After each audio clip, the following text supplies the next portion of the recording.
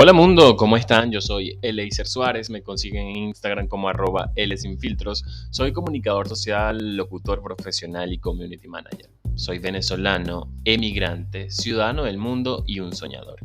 Y hoy voy a conversar con una persona que me va a hablar un poco sobre la espiritualidad.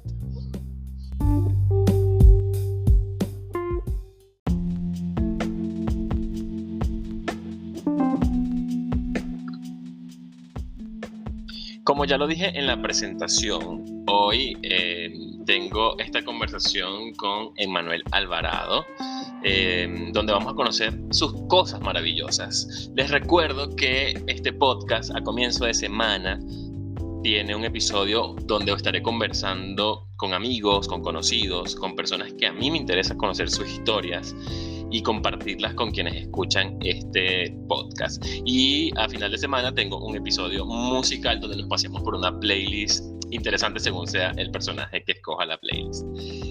Bienvenido, Emmanuel, a Cosas Maravillosas. Así es, Eleiser, muy buen día, muchas gracias por esa bienvenida calurosa desde allá donde te encuentras. Sí, desde Buenos Aires, que justo exactamente cuando estamos grabando este episodio es uno de los días más calurosos que tendremos en el verano de este 2022. Cuéntame algo, Emmanuel. Sabes que lo dije también en la presentación, pero tú, de los invitados que he tenido hasta ahora, es con quien no he compartido en persona. Eres el primero con quien no he compartido en persona. Sin embargo, gracias a las redes tenemos una muy buena relación, digamos, de conocido de redes, que termina convirtiéndose como en esas nuevas amistades 2.0. Y curiosamente, hay una parte de ti que a mí me gustaría conversar el día de hoy, o por lo menos profundizar en el poco tiempo que tengamos. Y es todo este tema de la espiritualidad. Cuéntame qué es esto en tu vida y cómo llegas a eso. Así es, Eleiser, bueno, de verdad, muchísimas gracias por esta oportunidad. Bueno, te cuento que acá en Valparaíso, Chile, también uno de los días más calurosos del verano. Parece que el continente está un poco, afectado por esta ola de calor. Y inicialmente decirte que estoy muy agradecido por esta oportunidad que me brindas a través de este espacio, que con amor estás dedicándole todo tu conocimiento.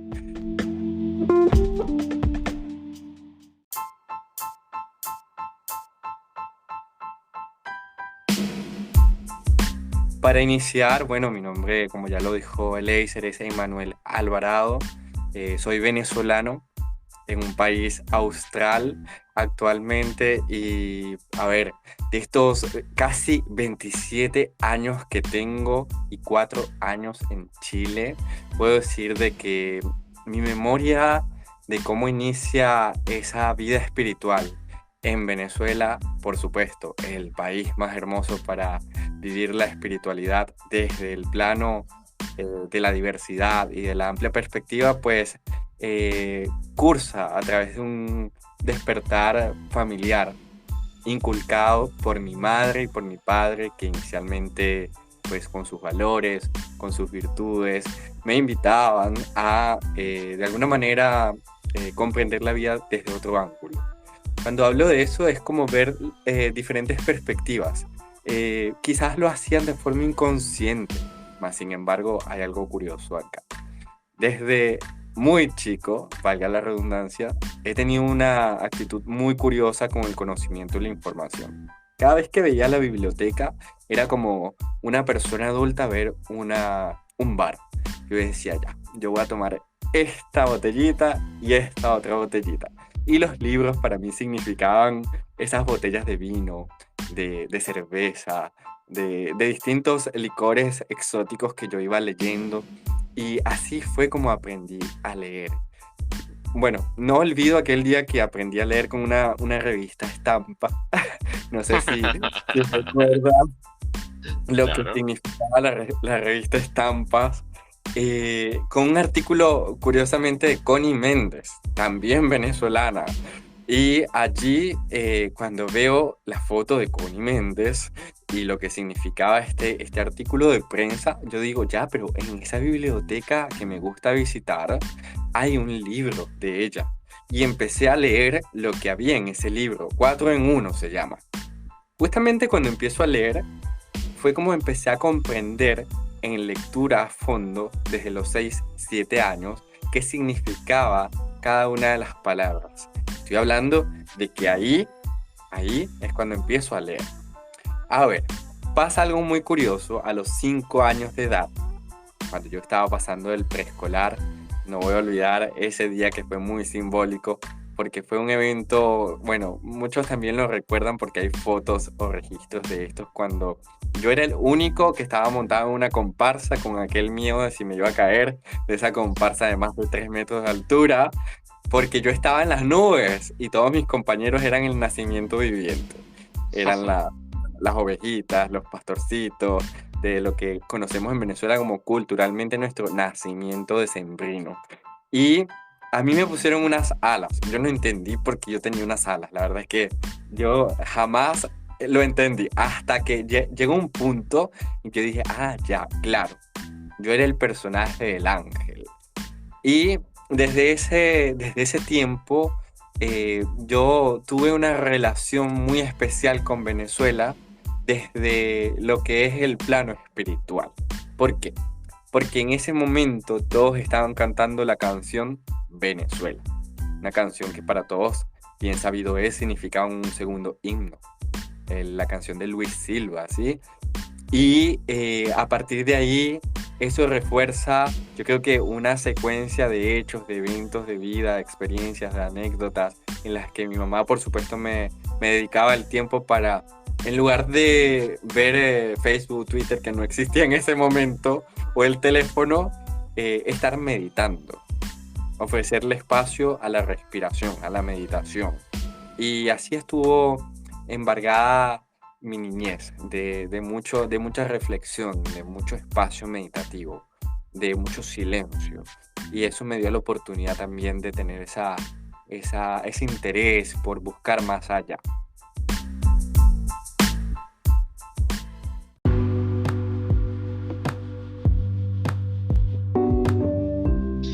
Te hago una pregunta, porque acabas de decir algo que me llama mucho la atención, y es el tema de la meditación. Nunca lo he hecho, porque primero no conozco cómo llegar a ese punto, o sea, no conozco cómo comenzar en ese mundo. Porque, o sea, la verdad, yo soy una máquina de pensamiento, o sea, yo voy uno tras otro, no paro. Y no sé cómo es el proceso de quedarme estático y decir, ok, adiós pensamiento, vamos a calmarnos. ¿Qué hago? ¿Qué tengo que hacer? O sea, auxilio. Fíjate, Eleiser, justamente lo has dicho, auxilio. Siempre vamos o acudimos a ese socorro de que cómo detener algo que es natural. Bueno, bien sabido desde los estudios neurológicos o psicológicos, somos unas máquinas de pensamiento. Yo creo que ni la computadora genera tantos programas o ventanas al mismo tiempo como nosotros los seres humanos, que parecemos, la verdad, fotocopiadoras de pensamientos. A cada segundo estamos pensando cosas. Estamos pensando de si vamos a comer o si no vamos a comer al mismo tiempo. Una cosa increíble. Todo basado en cosas que nos llevan a costumbres y creencias. La meditación es ese estado de conciencia en el que tú te comunicas contigo. Sí, no es paralizar los pensamientos, al contrario. Los que meditan en loto, sentaditos en un mat de yoga, no tienen una ausencia de pensamientos. Al contrario, hay muchos más pensamientos, muchísimos. Es un torbellino de cosas y eventos que se manifiestan a través de su mente. Nunca queda en blanco, jamás. ¿Qué sucede en la meditación? Puedes canalizar esos pensamientos. No sé si muchos recuerdan esta famosa película llamada Intensamente. La película Intensamente nos lleva a relacionarnos con algo que es muy puntual. Somos seres emocionales. Y las emociones son como burbujas, muchas burbujas que están ahí emergiendo efervescentemente. No las podemos detener, porque nosotros somos seres netamente emocionales. Y en la meditación sucede algo muy peculiar, y es que tenemos la llave para poder acceder a la disciplina de canalizar esos pensamientos. Ese es el fin, creo yo, final de la meditación. ¿Cuál es el principal? Poder conectar contigo, poder saber cómo respirar, inhalar y exhalar, que es el ejercicio básico de la meditación. Respira, inhalas, exhalas y estás teniendo como un mayor control sobre tu cuerpo, no completo, eso sí es cierto, no completo porque el cuerpo funciona en distintos sistemas, aunque sin embargo si logras un control bastante alto sobre ciertos sistemas, sobre todo el mental.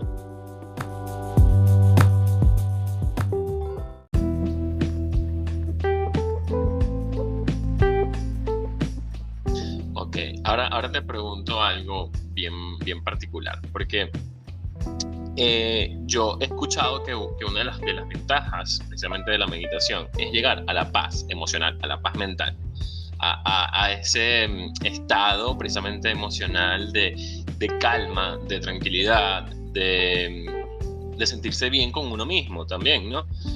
Entonces te pregunto yo a ti, ¿has estado en ese momento de paz mental? O sea, ¿lo logras con frecuencia o dices, mira, me pasó una sola vez y ya nunca más? Sí, yo creo que voy a recuperar tus últimas palabras porque evidentemente yo creo que me ha pasado no una, sino dos veces en la vida.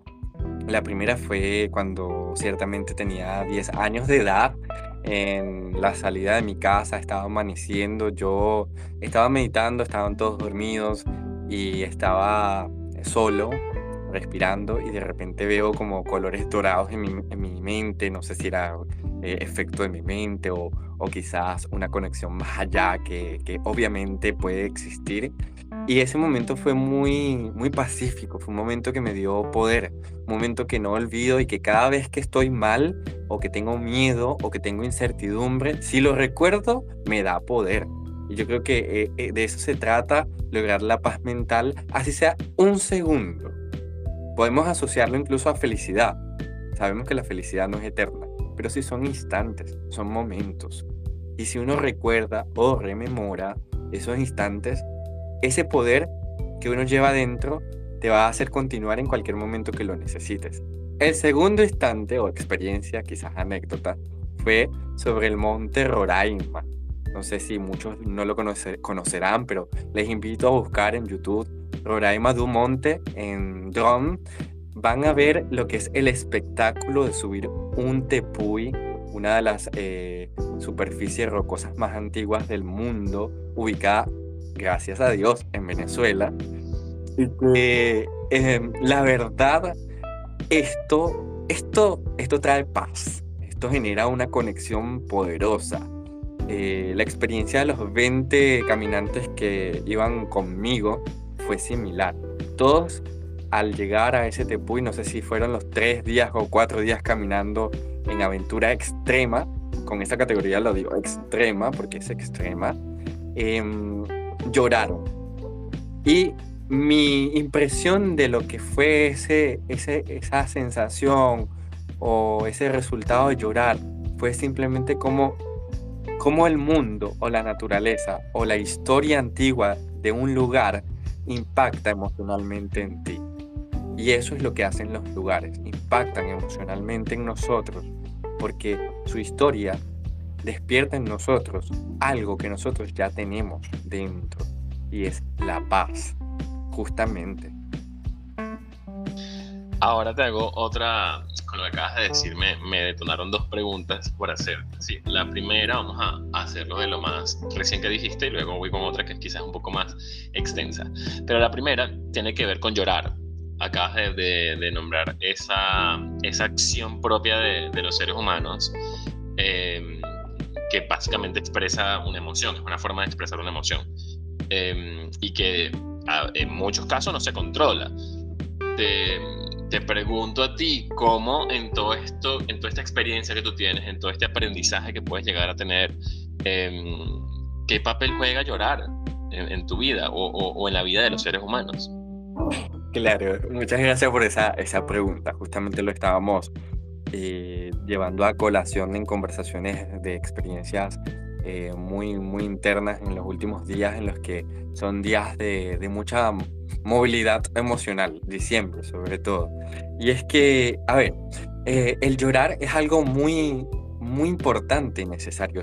Nosotros venimos de un país o de una cultura, para decir a nivel global y en sociedad, en el que se nos dice los hombres no lloran.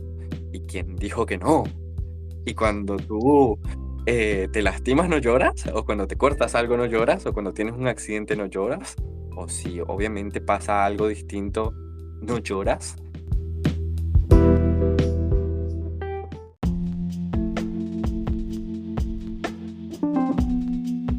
El llorar, yo creo que es la única forma verdadera de expresión humana en la que el dolor sale a flote.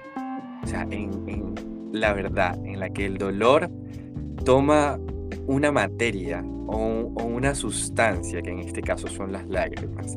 Y voy a recordar a un amigo muy querido, argentino, justamente de la ciudad donde te encuentras radicado en este momento, de Buenos Aires. Se trata de Emir Salazar, un líder espiritual. Él ya no está en vida, al cual honramos en este momento. Más sin embargo, siempre sus experiencias me llevan a recordar firmemente y fervientemente lo que significa el llorar. Una vez perdí un empleo que me daba todo en Venezuela. Yo sentía que estaba como en el cielo, en la tierra. Además que vivía en Caracas. Yo no sé si muchos saben que en el tiempo de 2014 o antes, es decir, vivo en Caracas era como vivir en Estados Unidos. Era el sueño americano de todos los venezolanos al interior, donde había monte y culebra. Sí, señor, así, en el interior. Entonces, al yo perder este empleo que me daba todo, no solo hablo de un salario, estoy hablando de muchos beneficios que yo tenía, pues yo decía, realmente perdí realmente todo. Y sucede que mi reacción fue llorar, pero llorar por impotencia, llorar por miedo, llorar por rabia. Y mi amigo me dice, tú tienes que llorar es para soltar, no por impotencia o simplemente porque odiaste esta decisión. Tienes que llorar para desprenderte y decirle adiós a ese ciclo que finalizó. Y me trajo una anécdota muy hermosa de los indígenas del Ecuador, del Alto Ecuador, en la selva ecuatoriana. Los indígenas ecuatorianos decían que si uno tenía los labios inflamados, resultaba que había un dolor concentrado en ti, que no habías vociferado. Imagínense lo emblemático y lo representativo que significa para un indígena o una etnia de una tribu ecuatoriana hablar de lo que es el sentimiento de dolor, relacionándolo con la parte fisiológica, que decía que si llorabas de verdad, soltando, tus labios iban a tener un cambio fisiológico, cosa que me pasó. Y al ver eso, ahí fue cuando realmente dije, llorar es como simplemente convertirse en esa cascada que tenemos en Venezuela, que es el Salto Ángel, que por más que se seque o por más que aumente su caudal, siempre va a permitir que florezca la belleza. Y nosotros necesitamos como personas o como individuos que florezca la belleza en nosotros. No el odio, no el resentimiento, no el dolor o la separación de aquello que evadimos como algo que está dentro de nosotros. Necesitamos como personas e individuos sacar todo eso para renacer a través de ahí. Eso es llorar, renacer.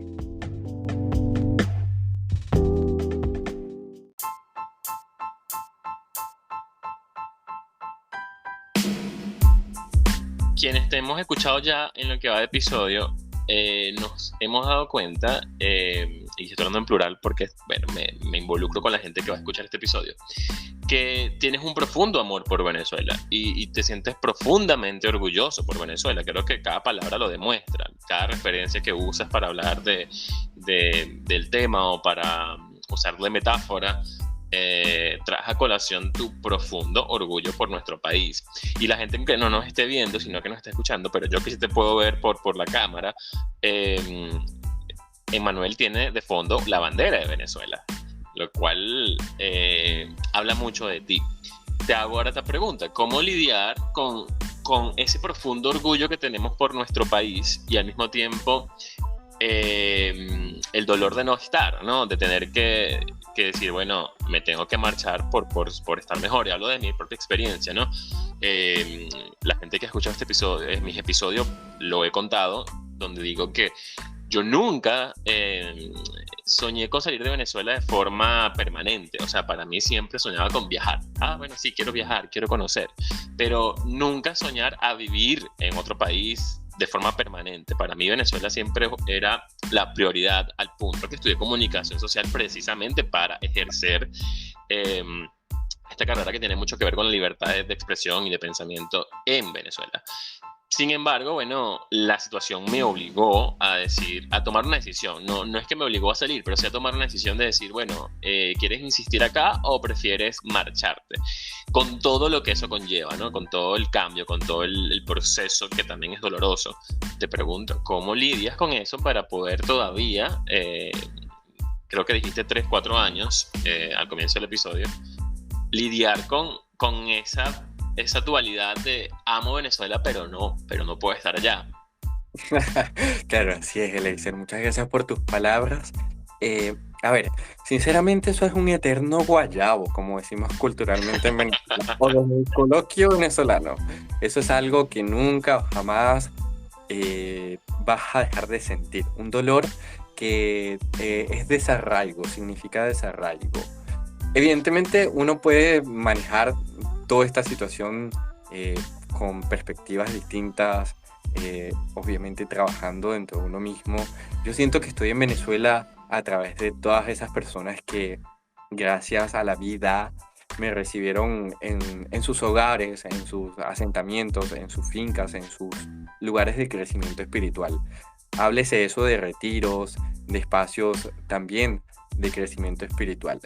Y esos recuerdos más bellos de haber estado justamente en las 4 latitudes de Venezuela, llámese norte, sureste y oeste, y en todos los pueblos, así es, de selvas, nieves, volcanes y desiertos, me permitió, yo creo que consumar toda una energía de Venezuela que aún la tengo presente. Ahora, evidentemente que muchos desearíamos estar allá, como merecemos estar. Las situaciones no son las idóneas o las esperadas, aunque yo creo que lo que me permite sobrellevar ese guayabo eterno es creer algo, y es que la justicia siempre llega, y que justamente jamás debemos dejar de tener fe de que nosotros somos un pedacito de Venezuela en cualquier lugar donde estemos. Yo quiero dar una referencia. Yo estoy en Chile. Yo llegué a los 23 años a esta nación, solo, ¿sí? En un avión desde el Perú. Cuando llegué, aquel frío que yo dije, esto no es igual a Venezuela. Yo no había viajado más allá de Brasil, de Pacaraí, donde hace calor justamente. Cuando llego a Chile con aquel frío, yo digo, ya va, ¿qué es esto? Y me invitaron las experiencias en Chile a comprender de que uno necesita entender las culturas de otros países para poder crecer. Evidentemente fue forzado por la vida, el contexto y la realidad tangible que hay en Venezuela. Aún así no deja de ser una oportunidad para poder tomar todo este conocimiento y llevarlo en algún momento a donde pertenece esta fuerza, a Venezuela. Y finalizando lo que es esa experiencia, quiero decir de que yo fui criado por un hombre chileno, nacido en Santiago, en una de las comunas que poco ha crecido en la región metropolitana, que se trata de Quinta Normal, Este hombre chileno llegó a los 23 años a Venezuela. En otras circunstancias, llegó como turista y se quedó como gerente. Vaya, qué maravillosa oportunidad. A los 23 añitos y en 15 días se hizo gerente en un país como Venezuela. ¿Qué tal? Y este hombre me dio sus valores y sus principios y me ha permitido sobrellevar la cosa en Chile. Porque ya yo conocí un poco de la cultura chilena. Así que yo creo que la vida es así, la vida es causal.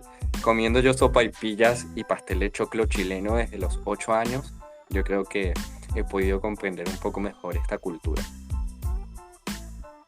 Me gusta eso, qué bonito, porque sabes que, o sea, en Venezuela había mucha cultura de emigración, o sea, de que la gente entrara a nuestro país, pero muy poca cultura que, repito, corrijo, había mucha cultura de inmigración, de gente que entraba al país, pero muy poca cultura de emigración, de que nosotros como venezolanos quisiéramos salir del país.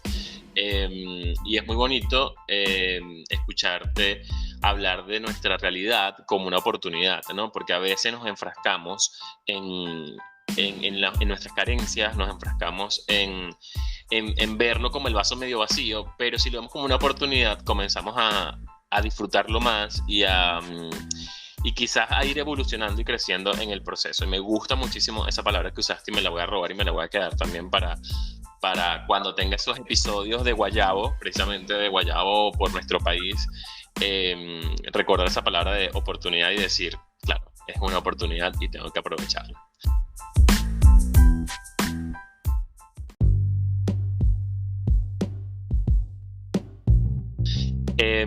Me encantaría seguir conversando mucho más, de verdad. Ha sido bastante sabroso escucharte, así que te invito a que en una nueva oportunidad nos volvamos a sentar más adelante y conversar sobre este o cualquier otro tema. Así que nada, antes de despedirme, esto le pregunto a todos mis invitados y es: necesito que me digas 3 cosas maravillosas en tu vida.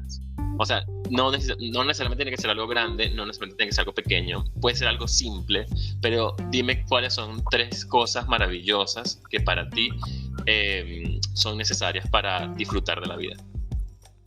Ya, sí, justamente yo creo que una de las primeras es ver nacer a mi sobrino. El ver nacer a alguien más en la familia es como una oportunidad de decir la familia está siendo más grande y ese árbol está dando más frutos. Es una de las cosas más maravillosas que recuerdo de mi vida hasta ahora.